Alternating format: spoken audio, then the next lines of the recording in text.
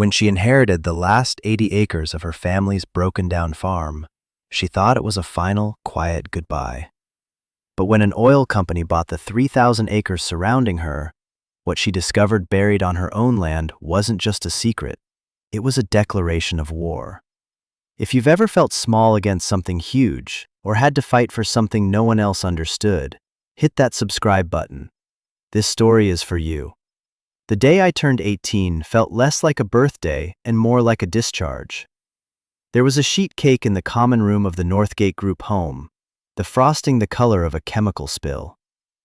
The other girls, some of whom I'd known for 6 years, sang a version of Happy Birthday that was flat and tired, a ritual they'd performed for dozens of others who had aged out before me. Mrs. Albright, the house supervisor whose smile never quite reached her eyes, handed me a large manila envelope. My name, Alara Vance, was written on the front in her perfect, sterile cursive. Inside was my birth certificate, my social security card, a bus ticket to downtown, and $78 in cash, the remainder of my state allowance.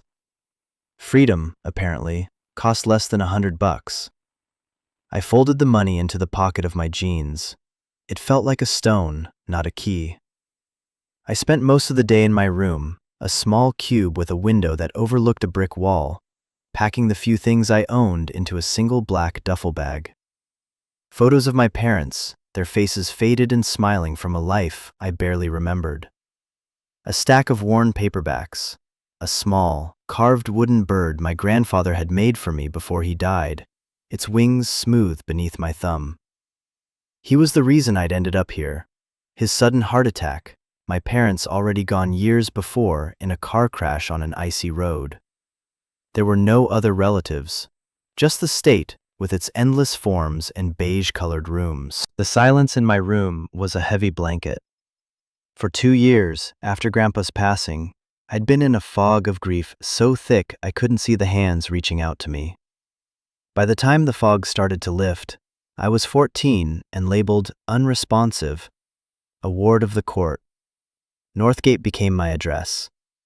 It wasn't a cruel place, not really. It was just empty, a holding pattern. You learn to make yourself small, to not want too much, to keep your head down until the clock ran out. And now it had. My duffel bag sat by the door, a small, sad punctuation mark at the end of a long, run-on sentence. I took one last look around the room. There was no part of me left in it. The bed was already stripped, the bare mattress staring up at the ceiling like a closed eye. I didn't feel like I was leaving a home. I felt like I was being transferred. The difference was, this time, there was no destination waiting for me, just that bus ticket and the vague instruction to check in at a transitional housing shelter by 9 p.m. I walked out of the room and didn't look back. In the hallway, Mrs. Albright stopped me. "There's one more thing, Alara." She handed me a different envelope, this one crisp and white, made of thick, expensive-feeling paper. It was addressed to me in typed, formal letters. "This came by courier this morning, from a law firm." I turned it over in my hands. The return address was for a firm I'd never heard of, Davies & Cole, attorneys at law. It felt impossibly heavy. "What is it?" I asked, my voice barely a whisper. "I have no idea," she said, her tone clipped and professional. "It's addressed to you. It's your property now." That word again. Property. Like the $78. I tucked the letter into the inside pocket of my jacket, the corner sharp against my ribs. I said my goodbyes, which were awkward and quick. A few of the younger girls hugged me, most just nodded. They knew the routine. You leave, and you're gone. It's cleaner that way. As I walked down the concrete steps of Northgate for the last time, the cold November air hit my face. It smelled like rain and exhaust. I clutched the strap of my duffel bag and started walking toward the bus stop, the lawyer's letter a strange, warm weight against my chest. I had no family, no home, and no plan. I thought I had nothing. I had no idea how wrong I was.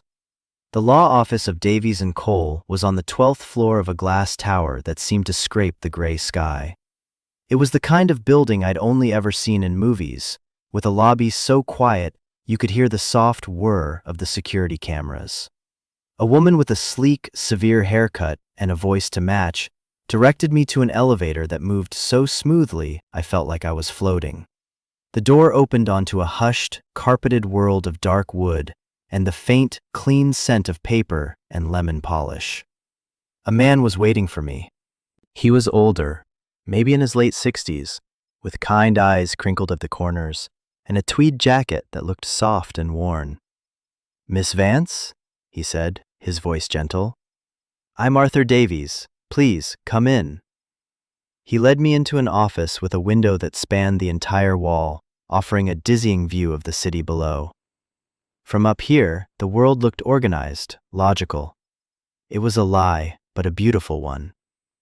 I sat in a leather chair that sighed as I sank into it. It was the most comfortable thing I'd sat on in 6 years. Mr. Davies sat behind a large mahogany desk, but he didn't hide behind it. He leaned forward, his hands clasped together. "First," he said, "allow me to offer my belated condolences for the loss of your grandfather. Thomas was a client of mine for many years. He was a good man." I just nodded, a lump forming in my throat. No one had mentioned my grandfather in years. It was as if he'd been erased from the official record of my life. "He spoke of you often, Mr. Davies continued softly. "He was very proud of you." I looked down at my hands, at my scraped knuckles and the worn fabric of my jeans. I didn't feel like someone to be proud of. "Why am I here?" I asked, my voice coming out rougher than I intended. He smiled a little, a sad, knowing smile. "Thomas left a will, Ilara. He appointed me the executor. The terms were specific. Everything was to be held in trust until your 18th birthday. That was today." He slid a thick folder across the desk. It had my name on it, just like the envelope from the group home. But this felt different. This felt real. "Your grandfather didn't have much in the way of cash," he explained, opening the folder. "After his medical bills and other debts were settled, his savings were almost entirely depleted. But he did have one asset. His sole asset, in fact." He paused, looking at me carefully, as if gauging my reaction. "He left you his property. The farm. 80 acres of land, the house, the barn. It's all yours, free and clear of any mortgage." The words didn't seem to connect in my brain. The farm. I had a faint, dreamlike memory of it. A big, white house with a sagging porch, the smell of hay and damp earth. My grandfather's calloused hands showing me how to skip stones across a small, murky pond. I was 5, maybe 6, the last time I'd been there.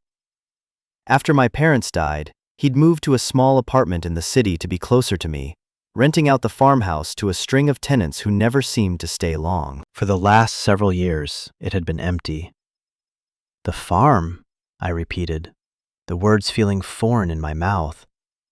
I thought it was gone. Sold." "He refused to sell," Mr. Davies said. "Many times, even when he probably should have. He was adamant that it stay in the family, that it be there for you." He slid a set of keys across the desk. They were old and iron, attached to a simple brass ring. "These are for the house." I stared at them. A house. My house. The idea was so enormous it felt dangerous, like a trick. People like me didn't get houses. We got shelter beds and lists of rules. "There are some complications, of course," he continued, his tone becoming more businesslike.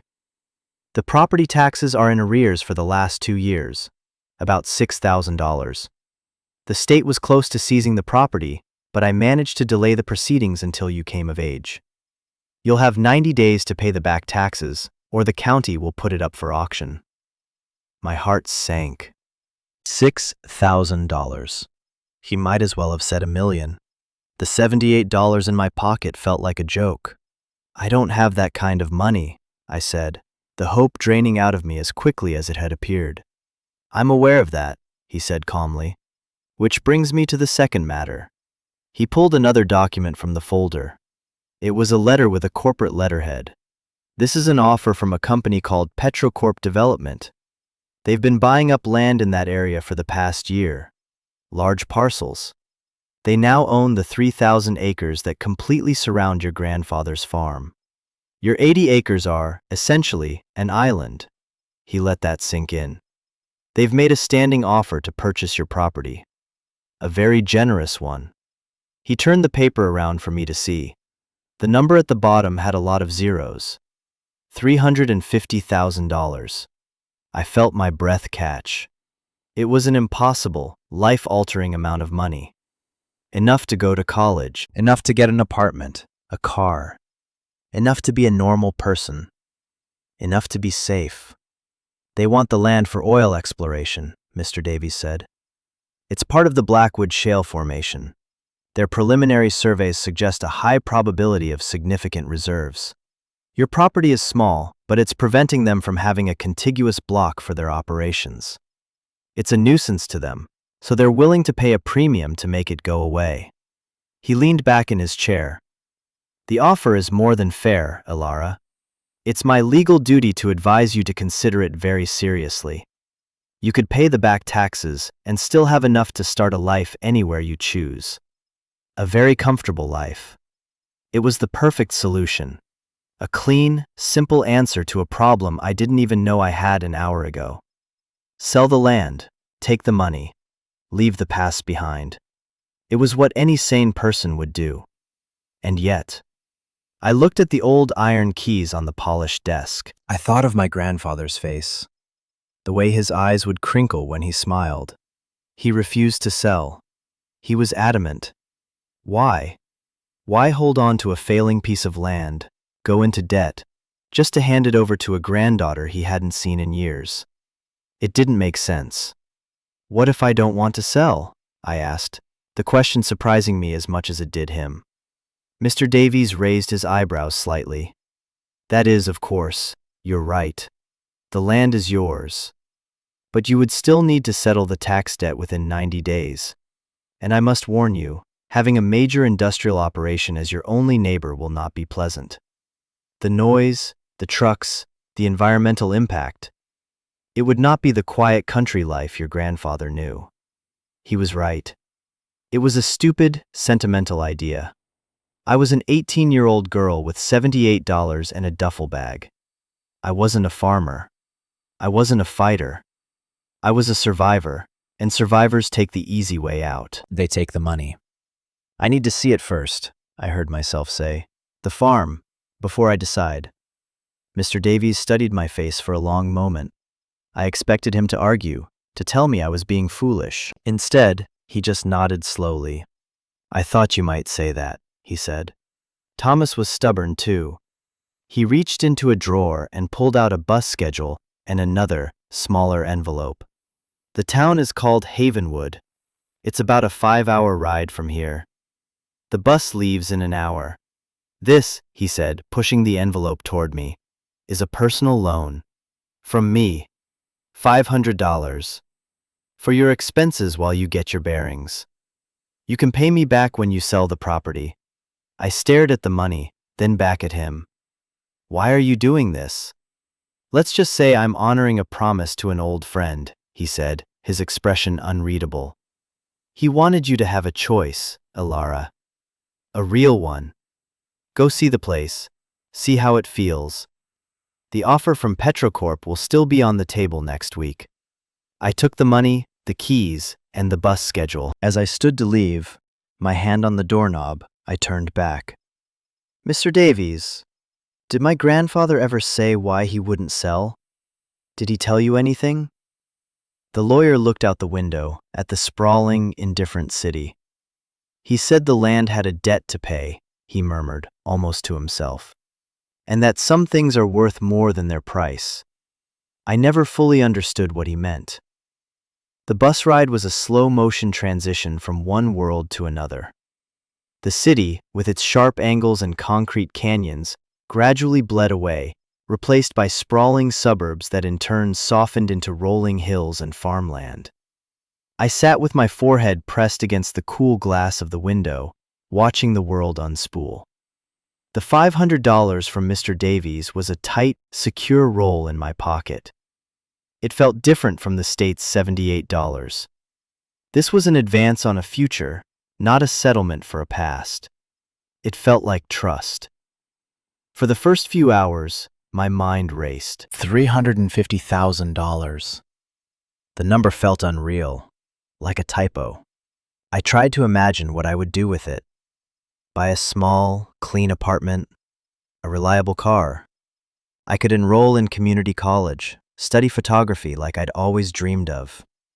I could be anonymous, normal. No one would know I was a girl from a group home, a girl whose past was a collection of sealed files in a county courthouse. The thought was so seductive, so powerful, it was almost painful. It was a clean slate. But underneath the fantasy, a stubborn question lingered. Why did he keep it? An old, dilapidated farm that was costing him everything. He could have sold it years ago, lived his final years in comfort, and left me a tidy savings account. It would have been the logical thing to do, the sensible thing. My grandfather had been a lot of things, quiet, kind, sad, but I never remembered him as illogical. There was a reason. I had to know what it was. The bus groaned into the station at Havenwood just as the sun was setting, painting the clouds in shades of bruised purple and orange. The town was little more than a wide spot in the road, a single main street with a diner, a general store, a post office, and a handful of other storefronts, most of them dark. It was quiet, the kind of deep, ringing quiet I hadn't heard in years. The air smelled of wood smoke and cold, damp earth. It smelled real. There were no taxis. I walked into the diner, the bell above the door announcing my arrival with a cheerful jingle. A woman with a kind, tired face was wiping down the counter. She looked up and smiled. "You're not from around here," she said. It wasn't a question. "No, ma'am," I said, hoisting my duffel bag higher on my shoulder. "I need to get out to the old Vance place. Do you know it?" Her smile faltered for a second.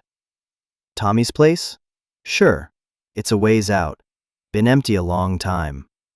She looked me over, her gaze lingering on my worn-out jeans and the exhaustion I knew was plain on my face. "You family?" "His granddaughter," I said. Her expression softened completely. "Well, I'll be.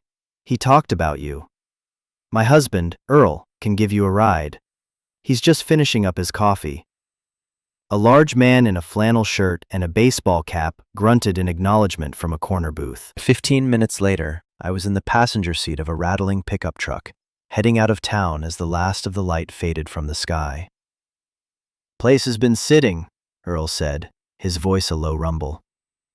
"Kids get in there sometimes, but mostly people leave it be. Shame what happened to Tommy. He was a good man. Quiet. Kept to himself, especially near the end." "Did you know him well?" I asked. "As well as anyone, I suppose. He used to come into the diner every Sunday. After he moved to the city to be near you, we didn't see him much. Heard he was having a hard time, financially.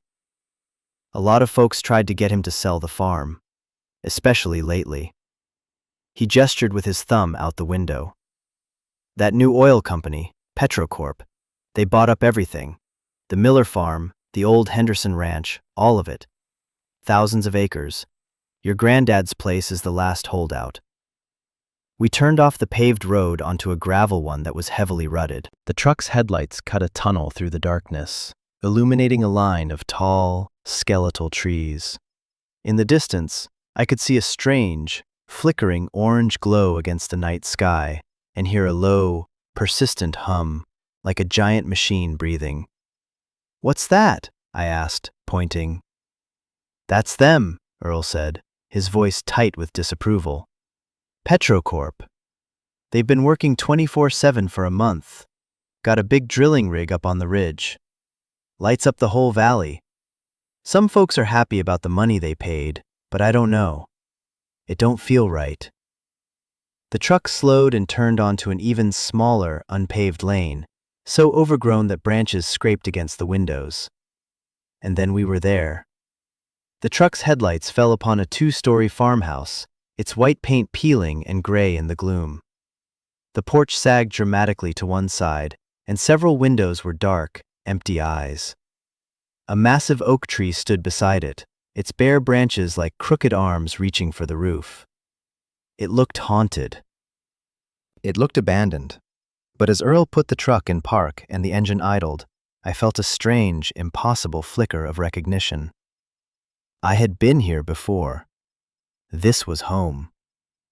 Earl helped me with my bag and offered to wait, but I told him I'd be fine. I didn't want him to see me if the keys didn't work, or if I broke down crying on the porch. He hesitated, then gave me his card. Call if you need anything, a ride, a hot meal, anything. Shirley would have my hide if I left Tommy Vance's granddaughter out here alone. He drove away, his taillights disappearing down the lane, leaving me in an ocean of darkness and silence, broken only by the distant hum of the drilling rig. The air was cold and sharp. I stood there for a long time, just looking at the house. It was bigger than I remembered, and sadder. It looked like it was sinking back into the earth. I walked up the creaking wooden steps, my footsteps echoing in the stillness. The front door was paint-stuck and swollen. I put my shoulder into it, and it groaned open with a shudder. The air that rushed out was stale and cold, thick with the scent of dust, decay, and the faint, ghostly perfume of my grandfather's pipe tobacco. I stepped inside and closed the door behind me, plunging the house into absolute blackness. I fumbled along the wall, my fingers searching for a light switch. They found one, and with a click, a single, bare bulb in the hallway flickered on, casting a weak, yellow glow. The house was a time capsule. Furniture was draped in white sheets, looking like a congregation of ghosts. Dust motes danced in the single beam of light. A thick layer of dust covered every surface. In the living room, a gallery of faded rectangles on the wallpaper showed where pictures once hung. I walked through the downstairs rooms, my footsteps leaving tracks in the dust. The kitchen, with its ancient-looking stove and yellow linoleum floor. The dining room, where a heavy wooden table sat cloaked in its sheet. It was all so still, so quiet. It felt less like a house and more like a tomb. But it was my tomb. The thought wasn't as morbid as it sounded. It was a statement of fact. This place, this history, this decay, it belonged to me. Upstairs, I found the bedrooms. One was clearly my grandfather's. A simple iron bed frame, a tall wooden dresser. On the bedside table sat a pair of reading glasses and a book, a layer of dust preserving the scene. The other bedroom was smaller. It had pale blue wallpaper with little yellow flowers. There was a single twin bed, and on the wall, a faint pencil mark with a date next to it. Ilara, age 5. My throat tightened. He'd kept it for me. All these years he'd kept my room. It was too much. I sat on the edge of the dusty mattress and finally let myself cry. I cried for my grandfather, who died alone. I cried for the little girl who had to leave this room. And I cried for the 18-year-old woman sitting in the dark, with no idea what to do next. After a while, the tears stopped. I was just cold and tired. I knew I couldn't stay. The sensible thing was to walk back to town in the morning, call Mr. Davies, and tell him to accept the offer. Take the money and run. Never look back. I stood up, ready to go back downstairs and find a place to sleep on one of the sheet-covered sofas. But as I turned, my eyes caught something. On the top of the tall dresser in my grandfather's room, almost hidden in the shadows, was a small, locked metal box. It wasn't dusty like everything else. It was clean, as if it had been wiped down recently. Or placed there recently. My heart started to beat a little faster. I tried the lid, but it was locked tight. There was no key. I looked around the room, my gaze falling on the bedside table. No key. I checked the drawers of the dresser, old shirts, socks, the smell of cedar. No key. I was about to give up when I remembered the set of keys Mr. Davies had given me. There were 3 of them on the ring. 2 large, old-fashioned iron keys. One for the front door, one probably for the back, and a third, smaller, brass-colored key. It looked like a key for a diary or a cash box.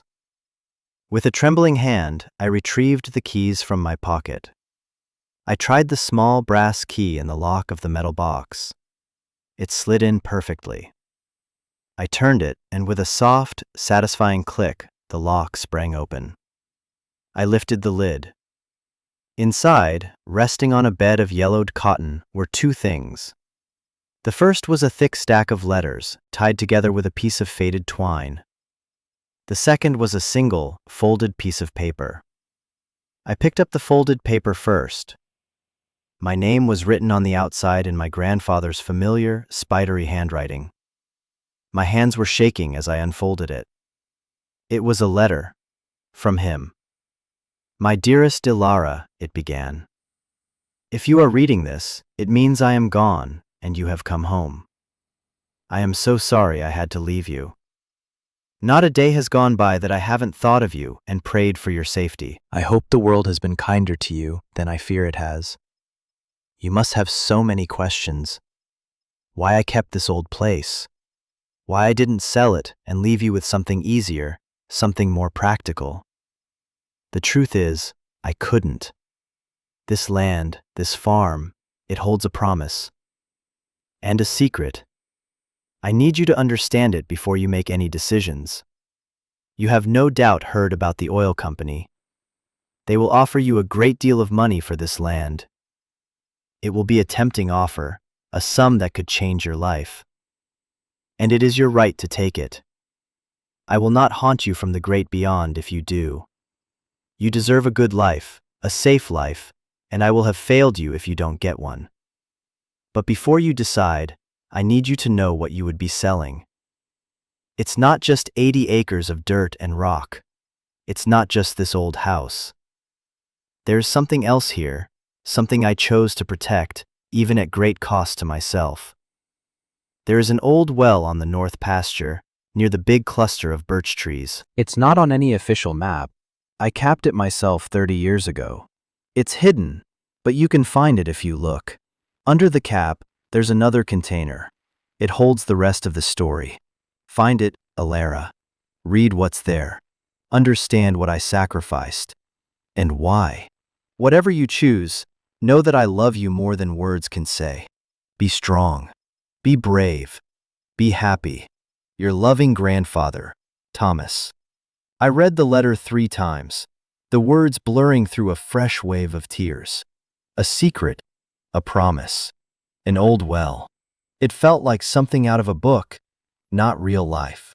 The stack of other letters in the box was old, the paper brittle. They were from my grandmother to him, written long before I was born. Love letters from a time when this house was full of life. He had kept them all these years. He was a man who held on to things. I carefully placed his letter back in the box and closed the lid. The sensible plan to sell and run was gone, evaporated like mist. I couldn't leave now. Not until I knew. Not until I found that well. The next morning, I woke up on the sofa, stiff and cold, with a dusty sheet for a blanket. Sunlight streamed through the dirty windows, illuminating the decay in stark detail. The house looked even worse in the light of day. But it also looked possible. I made a list. Food, cleaning supplies, a map of the property. I found a local plat map in a desk drawer, a brittle, yellowed document showing the boundaries of the Vance farm. The north pasture was a large, amorphous blob at the top of the page. I put the map in my pocket, locked the front door behind me, and started the long walk into town. The world looked different now. The distant hum of the oil rig wasn't just a nuisance, it was a threat. The rolling hills weren't just pretty, they were the land Petrocorp had bought, a tightening vice around my small piece of the world. In Havenwood, I went to the general store. The man behind the counter, a Mr. Henderson, recognized my name immediately. "Tommy's girl," he said, nodding. "Heard you were in town. About time someone showed that old place some love." I bought bread, cheese, a few cans of soup, buckets, sponges, and a pair of sturdy work gloves. As I paid, I asked him, "Do you know anything about an old well on my grandfather's property, in the north pasture?" He scratched his beard, thinking. "Don't think so. I know he had the main well dug for the house back in the 70s. But the north pasture, that's mostly just rock and scrub. Never farmed it, too hilly. Why you asking?" "Just curious," I said, not wanting to reveal anything. "Heard a story once." Back at the house, I spent the rest of the day cleaning. I scrubbed the kitchen until the yellow linoleum gleamed. I washed the windows, letting in more and more light. With every bit of dust I wiped away, every sheet I folded, the house felt less like a tomb and more like a home that had just been sleeping. It felt like I was waking it up. That evening, as I ate a can of cold soup, another vehicle came down the lane. This one wasn't a rattling pickup. It was a brand new, spotlessly clean white SUV with a logo on the side. A stylized blue and green globe with the word Petrocore underneath. My stomach clenched. A man in a crisp suit and shiny shoes got out.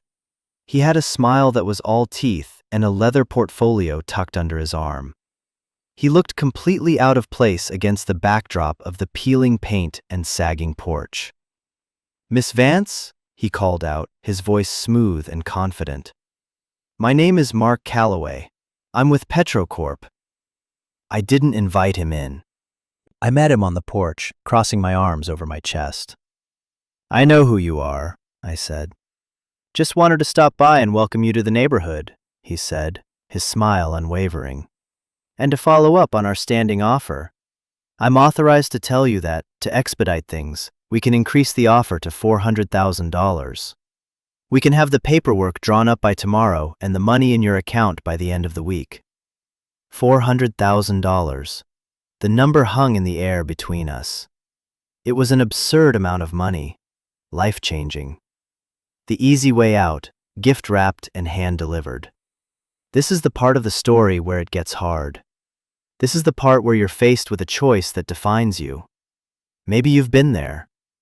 Maybe you've had to choose between what's easy and what's right, between a paycheck and a principle. If you know what that feels like, if you've ever had to stand your ground when you were terrified, let me know in the comments. Your stories matter. They remind us we're not alone in these fights. Now, let's get back to what happened on that porch. I looked at his polished shoes, then at the dirt under my own fingernails from cleaning my grandfather's house. I thought about the letter, the secret, the promise. "I'm not interested," I said. The words felt solid, real. Calloway's smile tightened just a fraction. "Miss Vance, perhaps you don't understand the situation. We are moving forward with our project. There will be heavy machinery, constant noise, access roads. Your property value will plummet. This is the best offer you will ever receive. In fact, it's vastly more than the land is worth." His tone had shifted. The friendliness was gone, replaced by a thin veneer of condescending patience. He was trying to intimidate me. "I heard you the first time," I said, my voice steady. "The answer is no. This is my property. Please leave." For a second, I thought he was going to argue more, but he just gave a short, humorless laugh. "Have it your way," he said, his eyes cold. "The offer stands for 48 hours. After that, we'll proceed through other means. We have a schedule to keep." He got back in his shiny SUV and drove away, leaving a cloud of dust in his wake. I stood on the porch, my heart hammering against my ribs, until the sound of his engine faded, replaced once again by the relentless hum from the ridge. Other means. The threat was clear. They would try to force me out, one way or another. I had 48 hours. The next morning, I was up before dawn. I put on the sturdiest clothes I had, pulled on the work gloves, and with the old plat map in my pocket, I headed for the north pasture. My grandfather's letter was a weight in my mind. Find the well. The pasture was a wild, overgrown expanse of rolling, rocky ground, thick with thorny bushes and tangled weeds. The birch trees he'd mentioned were a pale, ghostly cluster on a rise in the distance, maybe a mile away. It was slow going. Briars tore at my jeans, and the uneven ground threatened to twist my ankle with every step. The sun rose higher, and I started to sweat. The hum from the Petrocorp rig was louder here, a constant, oppressive drone that vibrated in my teeth. It felt like a countdown. After nearly 2 hours of pushing through the undergrowth, I finally reached the stand of birch trees. Their white bark was peeling in papery strips. I stood among them, scanning the ground. It all looked the same, a carpet of dead leaves, rocks, and weeds. There was no sign of a well, no break in the landscape. I started searching in a systematic grid, walking back and forth, my eyes glued to the ground. Doubt began to creep in. Maybe I'd misunderstood. Maybe the well had been destroyed, or buried completely. Maybe this was all a wild goose chase, a sentimental fantasy. I was tired, scratched up, and losing hope. I sat down on a large, flat rock to catch my breath, feeling the deep ache of despair. I was just a kid. What was I doing out here, chasing a ghost? I should have taken the money. I was about to give up and head back to the house when my eyes fell on the rock I was sitting on. It was too flat, too perfectly circular. Its edges were almost machine-cut, not jagged and natural like the other rocks scattered around. I knelt and ran my gloved hand over its surface. It was cold, smooth stone, but it didn't feel like a rock. It felt like concrete. My heart leaped. I started pulling at the weeds and digging away the dirt packed around its edges. It was hard work. My fingers were raw, my muscles screaming. But slowly, the outline became clear. It was a massive, circular concrete cap, at least 5 feet in diameter, set perfectly flush with the ground. It was so expertly hidden, so overgrown, that you would never find it unless you knew exactly what you were looking for. Or unless you happened to sit on it. I found what looked like a recessed iron handle set into the concrete and cleared the dirt away from it. I pulled. It didn't budge. I pulled again, bracing my feet, putting my entire body weight into it. It was impossibly heavy. It was then that I noticed a small, metal hook attached to the side of the handle. It looked like something you'd attach a chain or a winch to. My grandfather hadn't just capped the well, he'd sealed it. He didn't intend for it to be opened by hand. Frustration and panic started to set in. I had found it, but I couldn't open it. The 48-hour deadline was ticking away. I sat back on my heels, defeated. What now? I looked around wildly, as if the solution would just appear, and then I saw it. A few feet away, at the base of the largest birch tree, was a loose pile of rocks that looked out of place. It wasn't a natural formation. It was a small cairn, deliberately stacked. I scrambled over and started pulling the rocks away. Underneath them was a patch of soft, damp earth. I dug with my bare hands, tearing at the soil and roots. About a foot down, my fingers hit something hard and rectangular. It was another metal box, just like the one in the bedroom, but this one was larger, heavier, and sealed with rust. I hauled it out of the hole.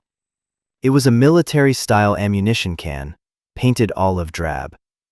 On the side, my grandfather had stenciled one word: evidence.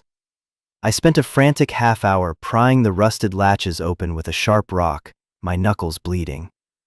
Finally, with a groan of tortured metal, the lid came off. The contents were wrapped in oilcloth. I carefully unwrapped the bundle. Inside was not a letter, but a thick binder, the kind lawyers use. The first page was a geological survey report, dated 30 years ago. The title read, Hydrogeological Assessment of the Vance Property Artesian Aquifer.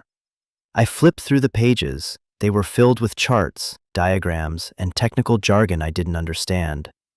But I understood the summary on the final page. I had to read it twice to believe it. The old well wasn't an oil well.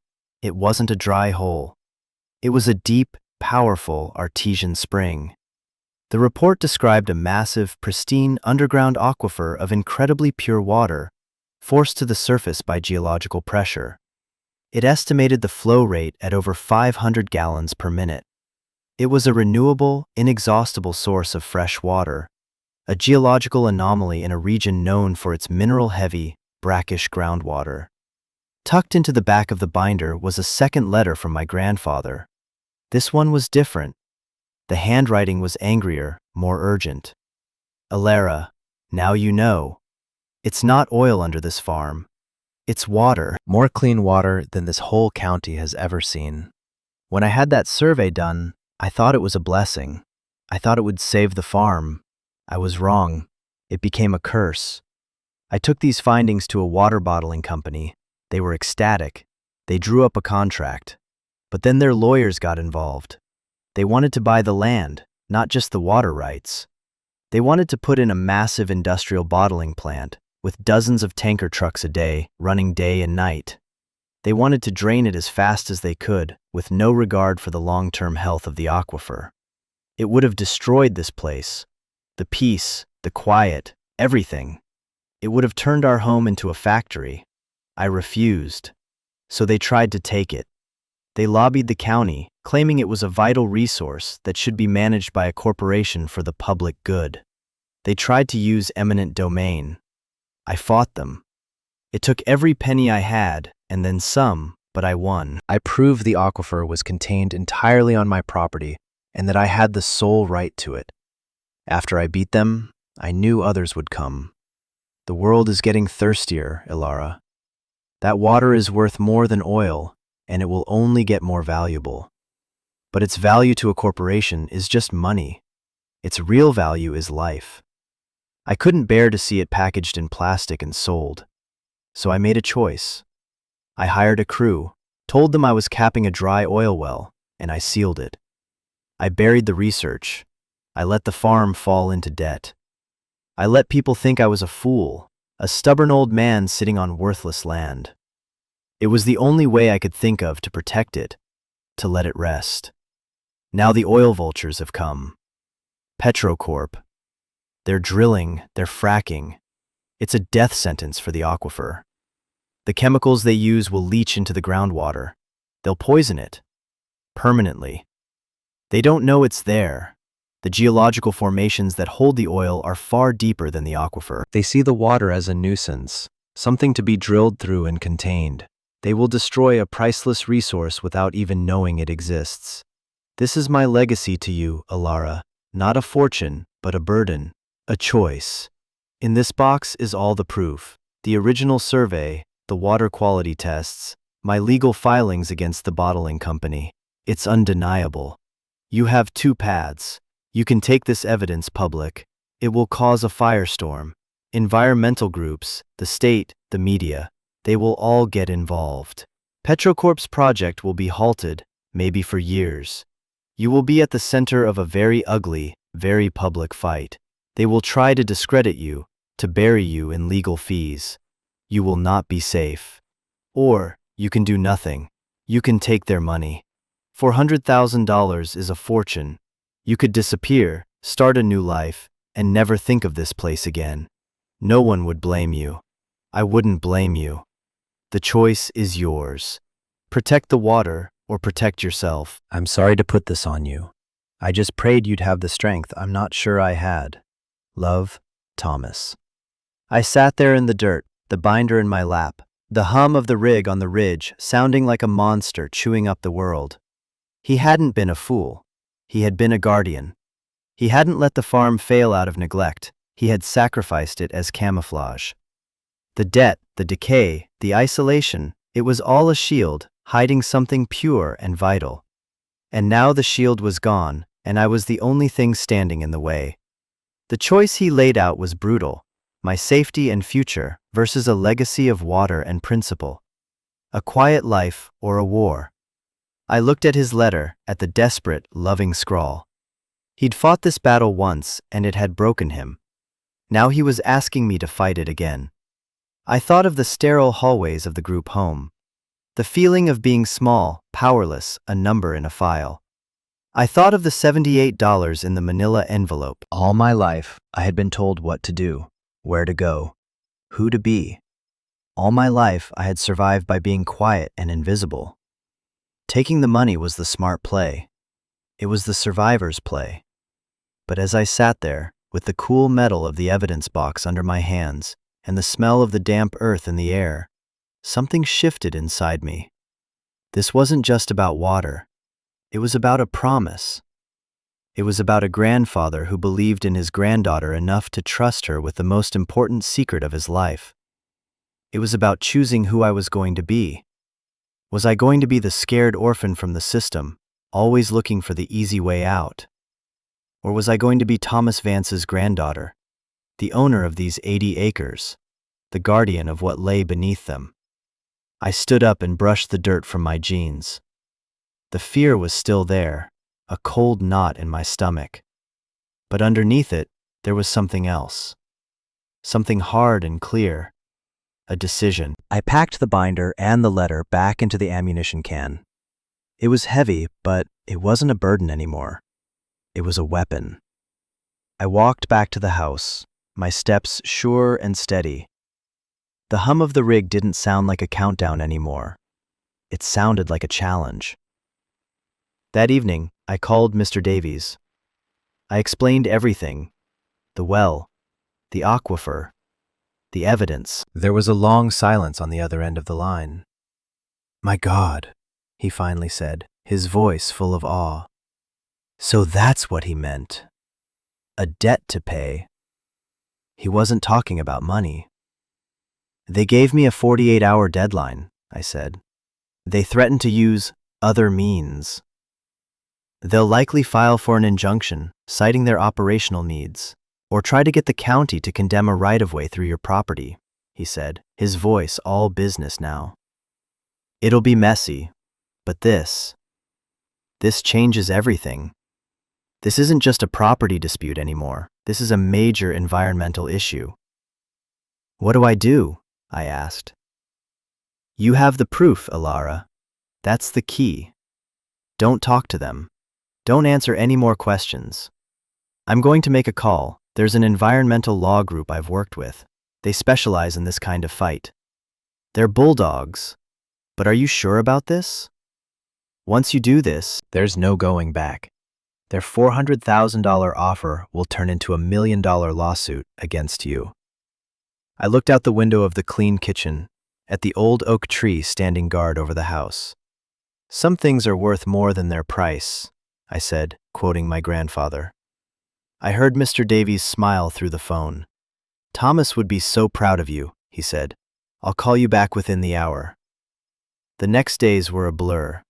True to his word, Mr. Davies connected me with the Riverwood Conservancy, an environmental legal aid group. A woman named Anya Sharma, a sharp, no-nonsense lawyer who seemed to run on coffee and righteous fury, drove out to the farm. I showed her the well. I gave her the evidence box. She read my grandfather's letters, her expression grim.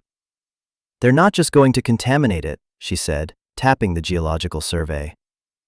"Their drilling plan, if it's standard for this shale formation, will likely fracture the confining layer of the aquifer. It won't just poison the water, it could depressurize the entire system. It could be gone forever." The fight began. Anya filed an emergency injunction, citing the evidence from my grandfather's binder. Petrocorp's lawyers responded immediately, calling the claims frivolous and unsubstantiated, a desperate attempt by a lone landowner to extort money. They publicly painted me as a greedy, delusional girl. A local newspaper ran a story with the headline, "Orphan Holdout Halts County Progress." The town was divided. Some people, like Earl and Shirley from the diner, brought me groceries and offered words of encouragement. Others, who had taken Petrocorp's money or were hoping for jobs, looked at me with open hostility. Trucks would slow down as they passed my lane, their drivers glaring at the house. One night, someone threw a rock through the front window. I was terrified. There were many nights I lay awake, listening to the house creak, convinced I had made a terrible mistake. I would think of the $400,000, of the quiet, easy life I had thrown away. The doubt was a physical ache. But then I would walk through the rooms of the house, which were slowly starting to feel like mine. I'd found a box of my grandfather's photography, beautiful black and white images of the land, the trees, the sky. I saw the love he had for this place. I would hold the small wooden bird he carved for me, its smooth surface a connection to his hands, his promise, and my resolve would harden again. The turning point came a few weeks later. Anya had arranged for an independent hydrogeologist to come and, with a court order, unseal and test the well. A small crowd gathered at the end of my lane. Reporters, Petrocorp executives in their suits, a few curious locals. It took a crane to lift the concrete cap.